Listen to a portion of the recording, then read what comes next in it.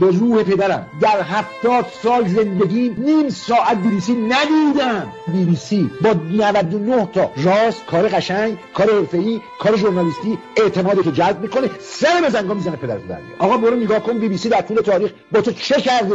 یه روز رجال ما رو می‌خرید، نخست وزیرمون رو می‌خرید، وثوق الدوله رو خرید، نمایندگان مجلس رو می‌خرید، دربار رو می‌خرید، یه موقع لشکرکشی می‌کرد، پلیس جنوب را می‌انداخت، یه موقع به بهانه جنگ می‌آمد کشور اشغال. اما امروز کشور شما رو با زبان رسانه میخوان اشغال کنن. در جنگ ایران و عراق، عراقی‌ها حمله کردن، تو خرمشهر نیروها دارن از جونشون مایه میذارن، از شهر دارن دفاع میکنن.